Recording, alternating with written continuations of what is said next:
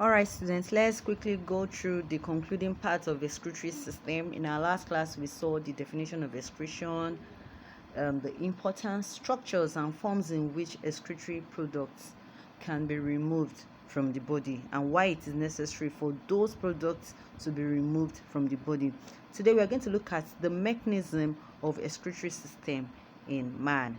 Don't forget that in our last topic we also saw excretory organs that helps man to remove his excretory products: the liver, the kidney, the skin, and the lungs. But specifically today we are looking at kidney, because kidney is actually the main excretory organ in man. At the end of today's lesson, you will be able to describe the structure of a kidney, and you'll also be able to describe urine formation in man. This is what a kidney looks like.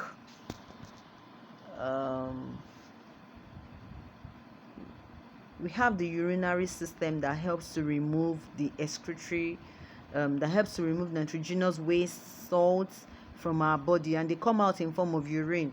For some of us that when we were growing up, we've tried testing our urine, you can see that it's a little bit salty, and that shows that excess salt is being removed via the urine. Although I don't advise that, because it's not healthy for us, it's not healthy for us. Don't ever for any reason take your urine. All right, let's move on. The respiratory system, we've looked at that. They help in removing carbon dioxide and water vapor. The skin helps to remove excess salts and little amounts of nitrogenous waste through the sweat.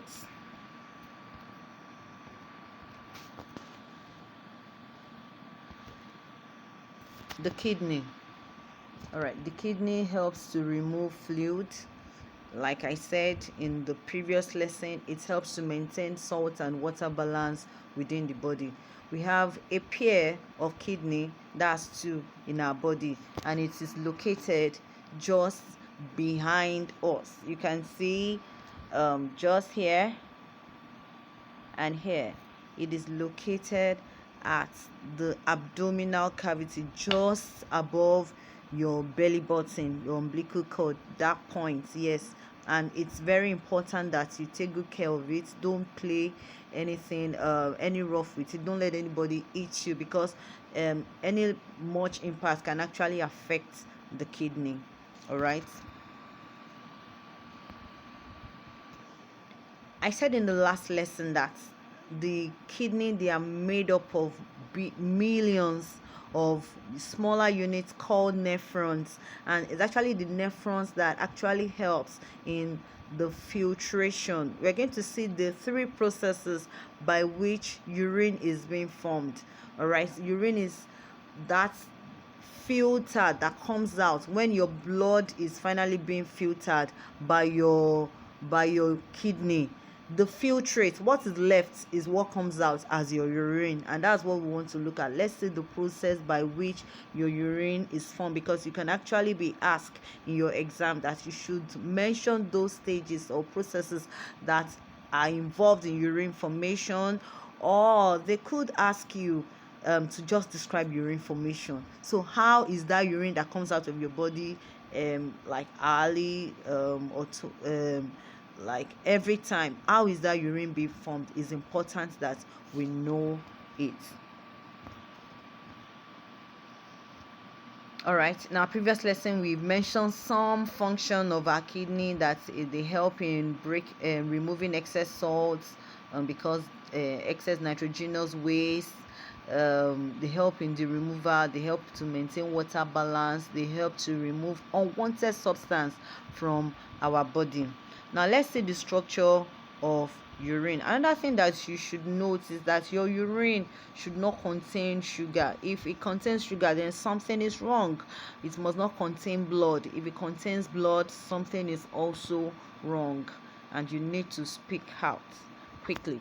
All right, so this is the structure of your urine, of your kidney. This is how your kidney looks like. It's a bean shaped structure. All right, then it has the renal artery. The renal artery, that's here. All right, that's your renal artery, is the one that takes your blood to your kidney. When you hear the word renal, it's talking about kidney. All right, renal, kidney. Cardio, your heart. All right, renal is kidney. So your renal artery is the one that takes blood to your kidney. Your renal vein, can you see it's blue structured, is the one that filtered the clean blood away from your kidney. Then we have your ureter somewhere here. Can you see your ureter? Sorry, let me take that back. Your ureter pointing here. That's where the filtrate, what is left when your blood has been filtered by the kidney, that filtrate, like the waste, what is left is your ureter that takes it away from the kidney. And that filtrate that is taken away via the ureter, that's your urine. Now let's see the mechanism of urine formation in man. There are 3 major steps, and the first one is called ultrafiltration. Ultrafiltration. Now when we look at this structure here, this is the structure of a nephron. I told you that our kidney, they are made up of many nephrons. A unit, just one of it, is called nephron. So, and their function is to filter our blood. They work tirelessly to filter our blood, to remove a waste product of metabolism from the blood, so that it does not stay in the blood. So the first part, once the renal artery brings the blood to the kidney, the first point of entry in the nephron is called your glomerulus. What do I call it? Glomerulus. All right, your glomerulus. And that is where the first filtration takes place. You can call it glomerulus filtration. In some textbook you see it as ultrafiltration. All right, so that takes place here. Your ultrafiltration takes place here. So the blood is being filtered, and clean blood is taken back into the body via the renal vein. Then what happens to the filtrate? That filtrate will move on.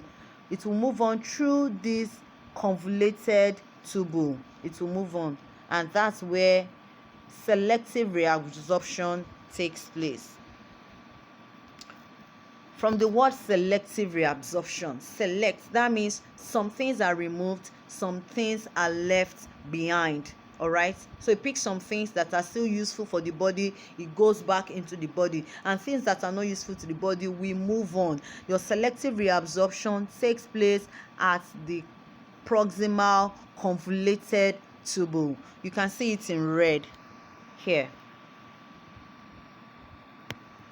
That's where your selective reabsorption takes place.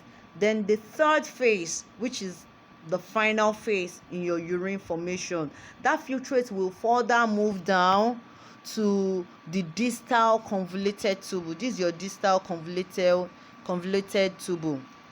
The filtrate will further move down to your distal convoluted tubule, and there we have what we call hormonal secretion. There is an hormone called ADH, antidiuretic hormone. And what's the function of your ADH? For your level, you can just call it ADH. All right, but if you can write antidiuretic hormone correctly, no problem. So your ADH is the one that helps in water reabsorption. Once the ADH is secreted, there is reabsorption of more water, and that's what happens at the distal convoluted tubule. Let's go again. The first phase is your glomerular filtration or your ultrafiltration. We are talking about the steps that are involved in your urine formation.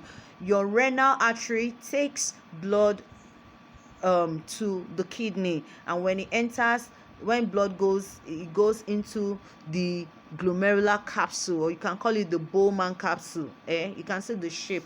This is the shape here. All right, and that's where the blood is being filtered. the word filtration. That's where the blood is being filtered, and the clean blood leaves the kidney via the renal vein. Now what we have left, which is your filtrates, will further move on to your proximal convoluted tubule, and that is where selective reabsorption, that's the second phase, selective reabsorption takes place. That means glucose that are still essential to the body is taken back, amino acids that are still essential to the body is taken back into the body. Selective, some things that are necessary, they are taken back, some things that are not necessary, they are left behind. Then what we have left, that filtrates, further moves ahead to your distal convoluted tubule. All right, and at your distal convoluted tubule, we have what we call hormonal secretion. That is where your ADH, antidiuretic hormone, plays a very important role in reabsorbing water back into the body of the organism. Thereafter, what we have left, by then our urine will have been formed. Then our urine goes via this tubule down here in green, and it goes to the ureter. From the ureter it goes to the bladder, where the urine is temporarily stored until you are pressed to go to the toilet. Once you are pressed to go to the toilet, your urine will leave your bladder via your urethra. All right, so I have a small task for you that you do and you submit it to me. You are to draw and label the diagram of the urinary system. Then you also draw and label the diagram of the cross section of a kidney. See you. Thank you.